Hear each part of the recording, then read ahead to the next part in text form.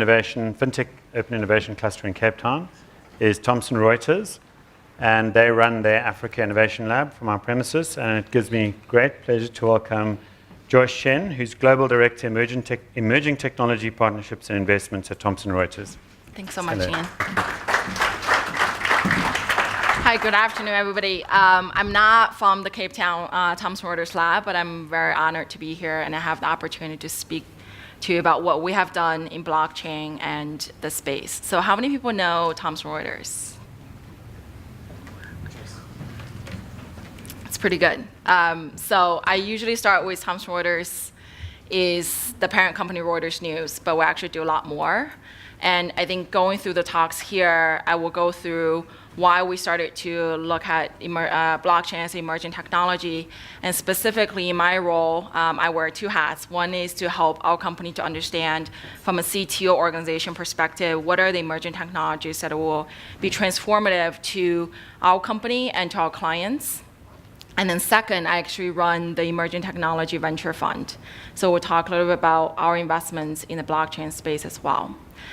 So I'm not going to go through the technology itself. I'm making the assumption that all of you actually agree that blockchain could be a very powerful technology for a lot of industries. So I want to focus on the landscape itself. As someone who grew up in the technology industry, both on the mergers acquisition side, on the product development, and business side, it's very important to look at the maturity of the landscape itself and the players in there, and to inform us, at least inform our company and myself, where this is going. So just a little bit about what we've done. So we are Thomson Reuters is a practitioner in blockchain since end of 2014. We started to look at this technology about 2 years ago to really try to understand what is so different about this technology and how can we get involved and learn. And we kind of took the approach as a corporate in a few ways. One is we joined Hyperledger, we joined R3 in 2016 to really understand where are the formation of these protocols and how the technologists are thinking about building these fabrics where the applications will build on top of it. We made investments. So from the Emerging Technology Fund, we made 3 investments. Out of all the investments focused on blockchain. One is Hydro, which is trade finance. They're building a receivable marketplace on the blockchain, connecting the corporate treasuries, the correspondent banks, and other stakeholders in the supply chain ecosystem. The second company is Funderbeam, and some of you from Europe will know Funderbeam. They're actually in production today. It's an example of where we talked a lot about tokenization of assets and transfer value across different stakeholders. So Funderbeam is an end-to-end trading platform for primary, secondary shares of private companies. Right? So if you're in Europe, you can go onto Funderbeam, start a syndicate, start a special purpose vehicle, and start trading private shares. All of that is recorded on blockchain, and it's actually quite powerful to see a use case in practice. And if you think about the future of stock exchange, where more and more companies are not going public and are staying private, and you want to have liquidity in that private market, how can you use a technology like blockchain as a back end to facilitate the future version of a stock exchange for private companies? And they're doing that, and they signed agreements with one of the Eastern European stock exchange as their private market for their public market. Exoni is an example of providing blockchain for capital markets, and they're working with large banks in building out different kinds of applications, for example, over-the-counter derivatives, equity swaps, on permissioned private blockchain for capital markets, where privacy, confidentiality, and other considerations are being built out as we speak. And then we also build our own things, right? So we have internal development team that are well-versed on all the different protocols, and we built Block 1, which is based on Ethereum. Block 1 is identity authentication gateway for any applications that you will build on Ethereum. So you can federate identity from your master identity libraries without building it once more for the applications that you want to make sure that there is a secure identity gateway. And then we also publish a book for the legal professions around blockchain. So why we're doing these? So Thomson Reuters actually has multiple business units. It's an $11 billion business, half of which is financial risk. We serve all the banks and regulators included, and we sell data and technology to that ecosystem.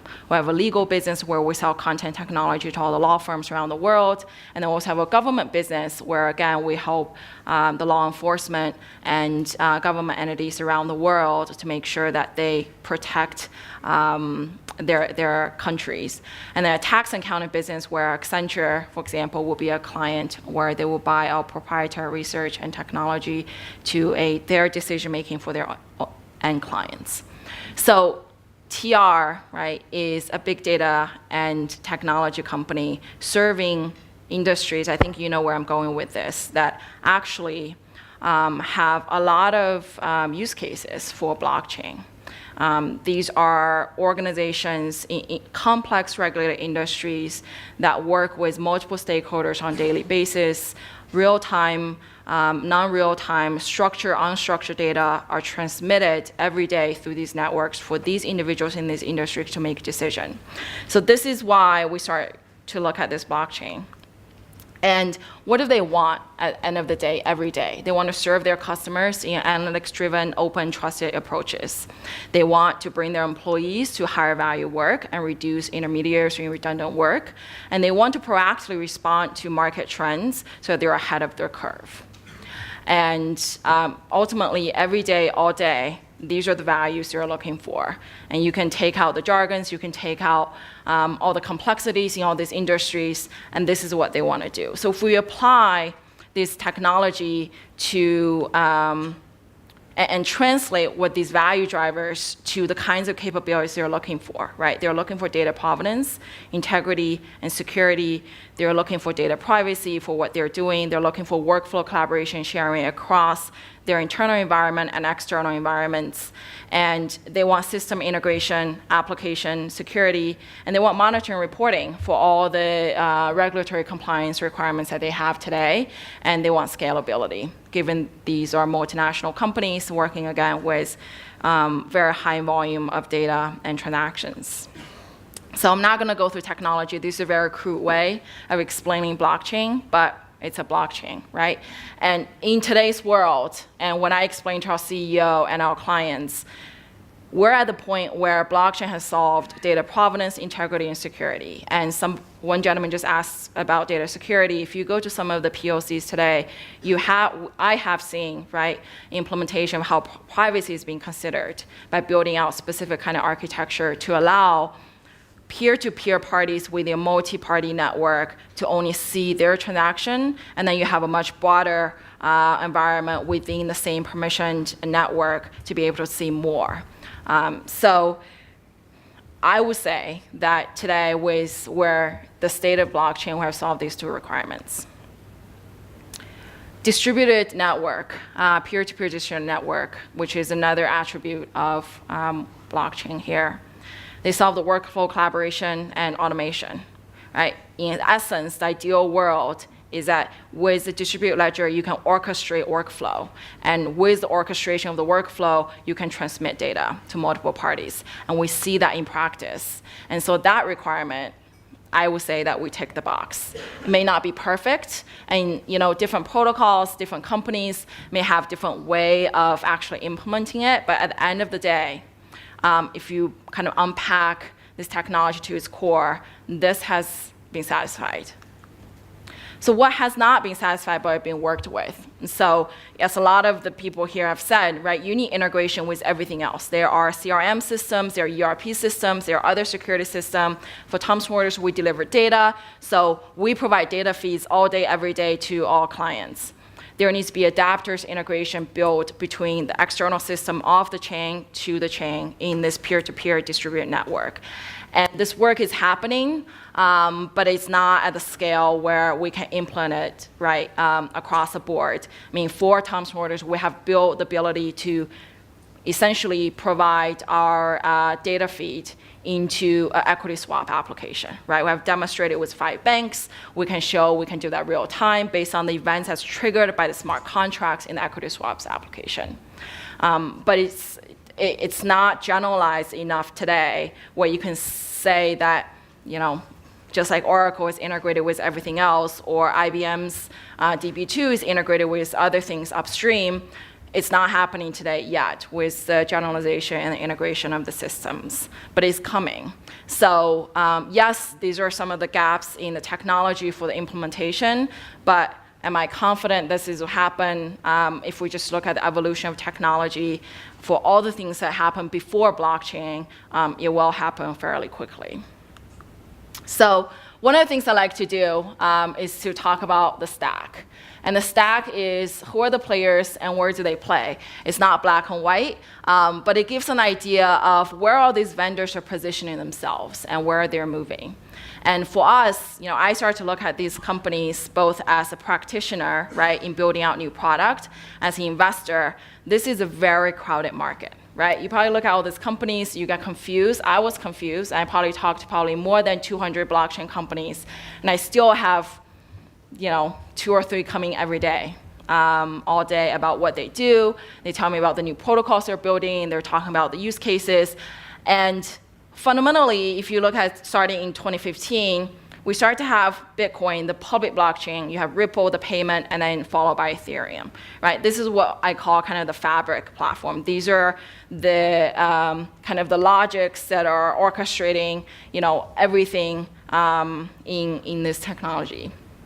And then you have others that are coming out, right? You had Hyperledger that are more focused on enterprise. Then you have Corda and Lightning, another payment protocol. You start to have Cardano this year, and then IOTA, which is focused on Internet of Things.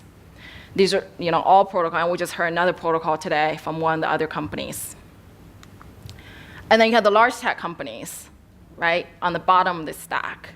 These are the IBM's world, the Microsoft of the world, Amazon of the world. And this is my view, not Thomson Reuters' view, but their fundamental strategy all day is that they want you to build your application on top of their cloud infrastructure, right? And so to me, that is a fundamental motivation for a lot of these companies becoming the kind of integrated with the protocols, but ultimately providing their cloud infrastructure as the underlying piece for everything that go on top of it. So we start to see that, right? Microsoft and all these companies coming up, providing solutions, blockchain as a service, you know, protocol as a service. You have sandboxes where you can build things within Azure, within the other environments. And then it gets more interesting. And you have what I call the software and service providers that are essentially trying to take the protocol layer and extrapolate on top of it, right? And help financial services and other industries to essentially make the protocols useful. And these are the companies like Digital Asset Holdings, Sony, and the list goes on where they have consulting, they have implementation, they implement the technology within the requirements of the clients. And in most times, these large implementations are private permissioned environment. And then you have some of the more kind of pure applications that sit on top of it, right? You know, trade finance, secondary market trading, things specifically focused on energy, IoT, and analytics of the trading platform and so forth. I will say that the application, that kind of the service and the software layer are somewhat blurred, and you can make the argument that some of these companies are not decided where they want to be. And to me, that's a big problem if you don't know where you're in the stack. And the last piece is data. You have, of course, Thomson Reuters. You also have other companies that are trying to build this integration so that you can feed off-the-chain data into the environment so that you actually make the application that are in the blockchain environment useful. This is what I call version 1.0. I'm actually working on another version where you can argue that you can split the application layer furthermore, right, into digital identity, IoT, all the other kind of tranches within the application layer. And then you have kind of the vertical adjacencies where you start to go around kind of the security management, key management, and so forth. So as one of the ways to think about the landscape, and we look at kind of the technology landscape in general, you have so many companies in the application and the distributed ledger kind of service and software layer that there will be losers and winners, of course. There will be lots of startups that will start to look for funding again this year and next year as their runway go out. There will be a fairly soon inflection point of which one or two companies in the implementation phase where they will be picked, and then there will be consolidation. So what are the use cases kind of split into the verticals? To me, you start from kind of the macro and to kind of the more specific. And I know we talked a lot about use cases today, but this is the way I think about where the boxes are ticked, right? You digitize information assets. I think that's a classic kind of macro application of blockchain. And all industries, this is applicable, and specific tax and accounting as well. Think about the auditing process, and then for the government.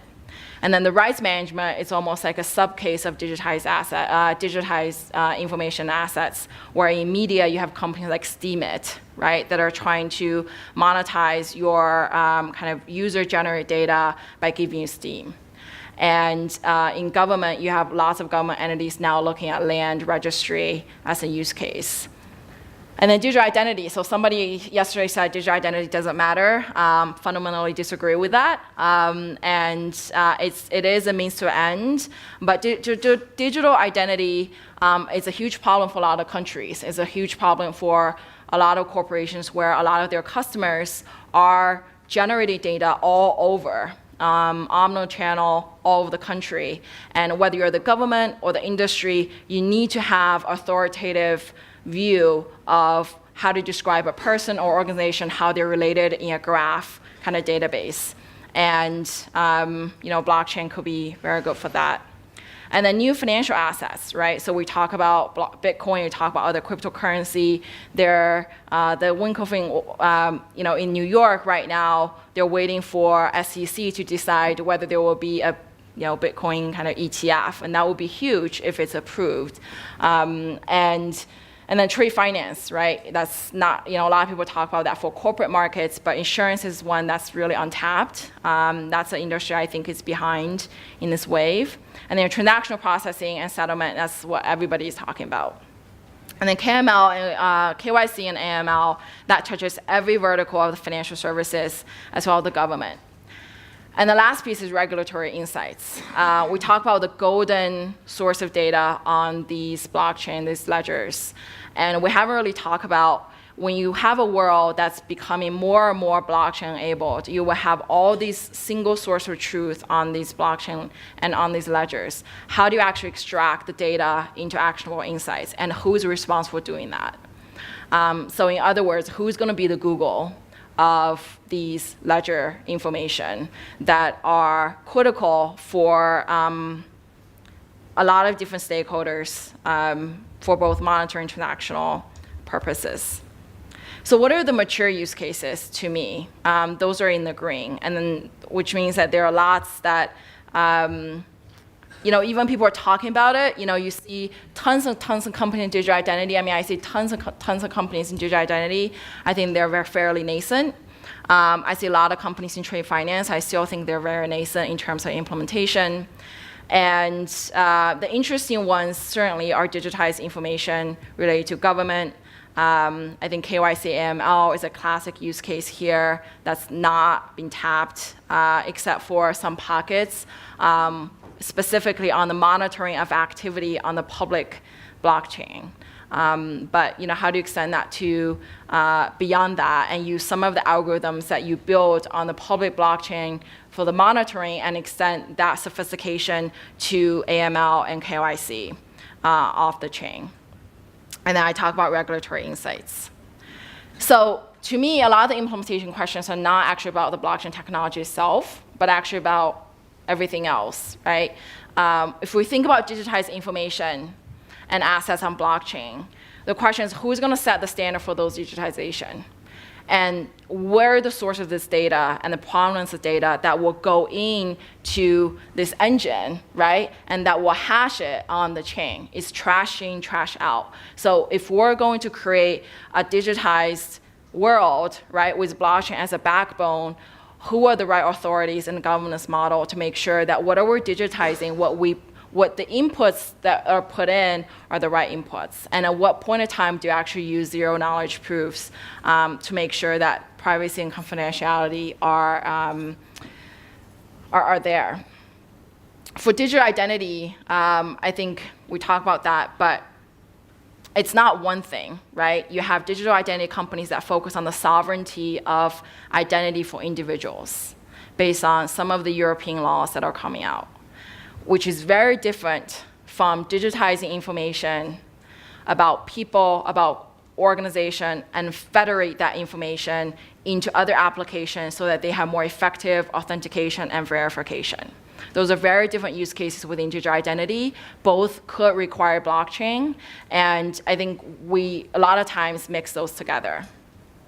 There are lots of existing systems out there with digital identity. How do we integrate that? I think we haven't really talked about that if we want to use blockchain to kind of elevate what we're doing in this space. And KYC AML. So one of the big problems with KYC is that people know how to do KYC. It's that how do you do it in a way that is better service and better value for end customer, right? It is not a sexy job. And I'm not sure if blockchain could solve that. Quite honestly. And I talked about AML on the public blockchain. You see a lot of companies are trying to do that. So how do you take that sophistication on understanding identity, on anonymous identity on the public blockchain, and solve that for identity resolution in other situations? And regulatory insights. There will be lots of permission blockchain, and even though the regulators, right, we talk about regulators being active in the space, they're learning, and they're seeing how these are being implemented, but no one has really come out and said, well, this is the requirement that I want as part of a node on this permissioned ledger, and this is what I want to see, and this is the way I want to see it. Until that happens, these permissioned distributed ledgers will not be implemented at scale in financial services. They're there to learn, but the regulators have not opined on their own requirements. I think that is a huge gap. And the other huge gap is that, again, there will be tons and tons of data, transactional data hashed on these ledgers. And today, in our world, these data are being distributed to different companies that would then aggregate and create insights for transactional monitoring and other use cases, and then feed back out to the industry for regulatory and compliance reasons.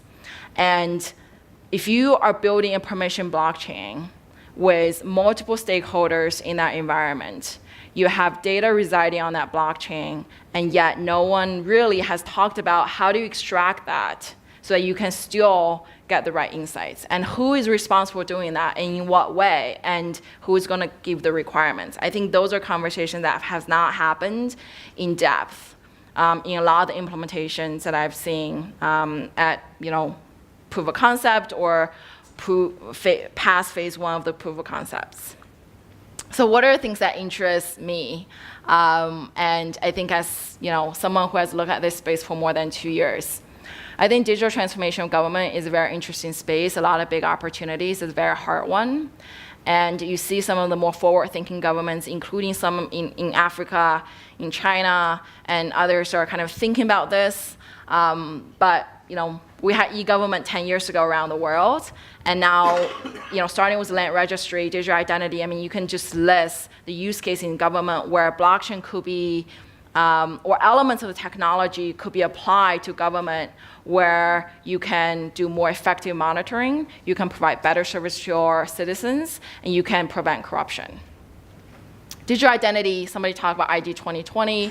I think someone talked about use case here where they're using blockchain to create identity for children in Africa. I think that is very exciting, right? There are billions of people in the world don't have identity, which means that if they don't have identity, they don't have service provided to them because people don't know they exist.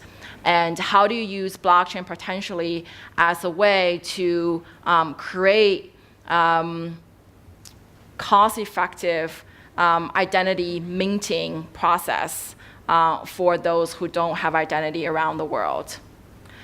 And Internet of Things, so machine-to-machine transmitting of data, and then be able to feed that back up into the stack for actionable insights, for companies like GE and others. I think that's quite interesting.